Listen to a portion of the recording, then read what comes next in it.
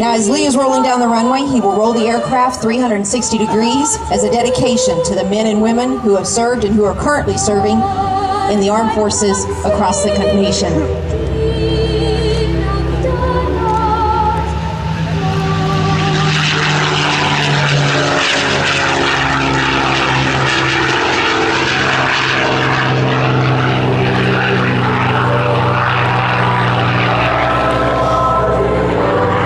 As Lee climbs to altitude and performs routine system checks, let me tell you a little bit more about the P-51 Mustang. Now, the very first Mustang prototype was designed and built in a mere 120 days. It flew for the very first time October 26, 1940.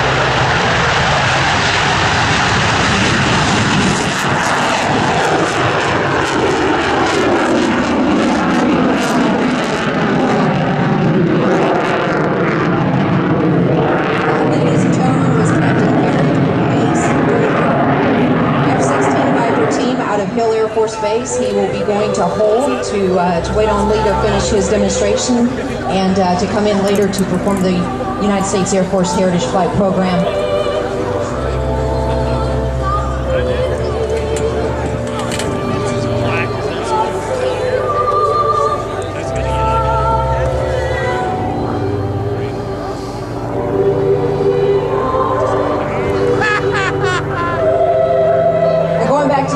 History of the P-51 Mustang, Raymond Rice and Edgar Smead were head of the North American Aviation Design Team. Now, on the 9th of December 1940, the British Purchasing Commission sent a letter to North American Aviation stating that the airplane had been given the official designation of Mustang.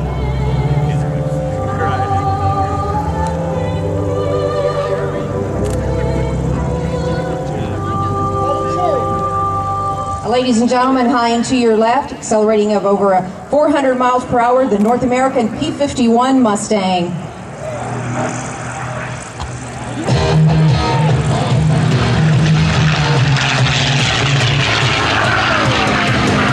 Mustang introduced many new innovative features such as a streamlined fuselage, laminar flow wing, sealed ailerons, and airflow ducting.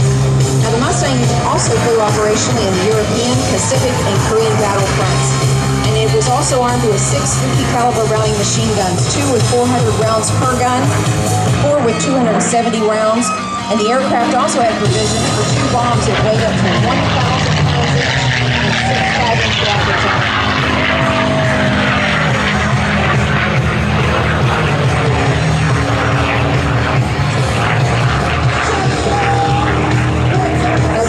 Is actually a TF-51 Mustang, which was the very last designation given to the Mustang series and stands for trainer fighter, which also means that it's dual cockpit, dual control.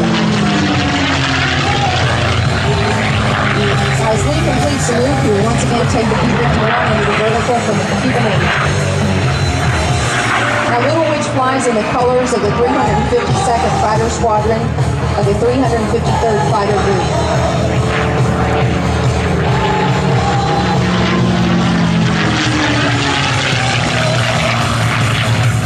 Now, the engine that's in this P-51 is the famous Rolls-Royce Merlin engine. It's a 1,650 cubic inch, 12-cylinder inline power plant that produces just under 1,700 horsepower. Mustang was designed to be a fighter escort, stand with enemy bombers within enemy territory, which were taking heavy losses during World War II. The bomber crews actually nicknamed the P-51's Little Friends.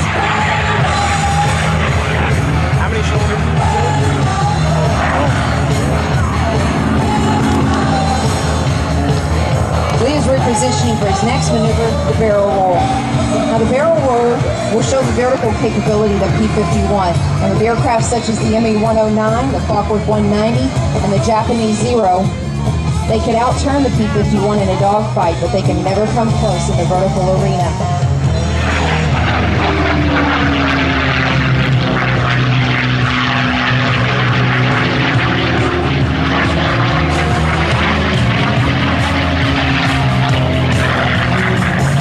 Now, even though almost 16,000 P-51s were built back in that day, there were only approximately 175 still flying throughout the entire world.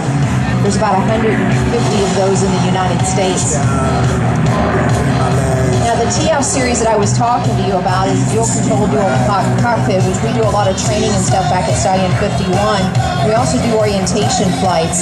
So that makes it a little bit better for someone coming in and whenever they purchase an aircraft like this or another high performance fighter, World War II fighter, is we have the capabilities of performing that. And also doing orientation flights back home at Stallion 51, Kissimmee, Florida.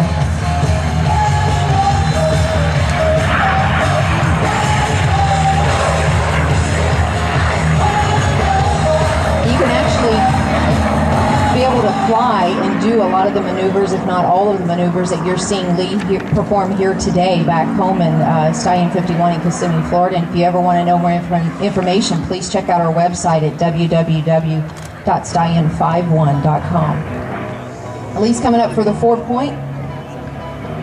1, 2 to the inverted, 3, and 4 to the upright. As Lee repositions and comes in for his 8-point roll, let me tell you a little bit more about the pilot, Lee Lauderback. Lee was born in Toledo, Ohio, and began flying Mustangs in 1977. Now today, Lee has amassed over 8,000 hours in the P-51, as well as accumulating time on most other vintage Allied fighters as well. Now for many years, Lee was the chief pilot for golfer and businessman Mr. Arnold Palmer, as well as being a civilian instructor for the Navy Test Pilot School at Pax River, Maryland. Now currently, Lee is our chief flight instructor and demonstration pilot for Stallion 51, as well as one of the 9 civilian pilots for the United States Air Force Heritage Flight Program that you will have the pleasure of witnessing very shortly.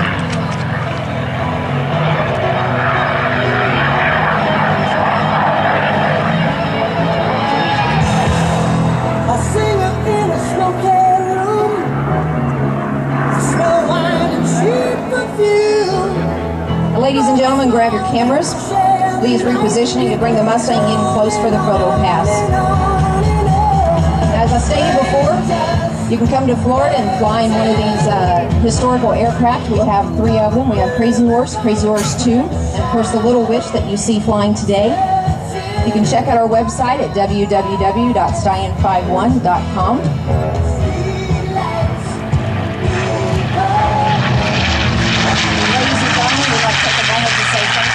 Very much for allowing us to come and showcase the P-51 for you here today at the base, and we look forward to hopefully seeing you again sometime soon. Hope you guys enjoyed the show. Have a great day. Larry, back to you. Oh, I'm sorry, I was just told that Lee's going to come in for one more photo pass, so those of you who didn't have your cameras out, we have one more opportunity.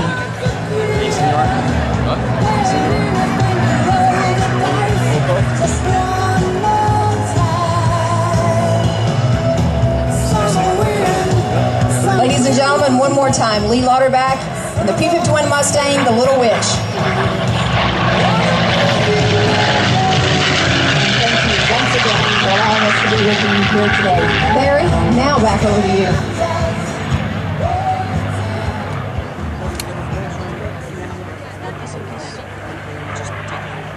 Lee Lauderback, ladies and gentlemen, in the P-51D Mustang. No other sound like it in the world.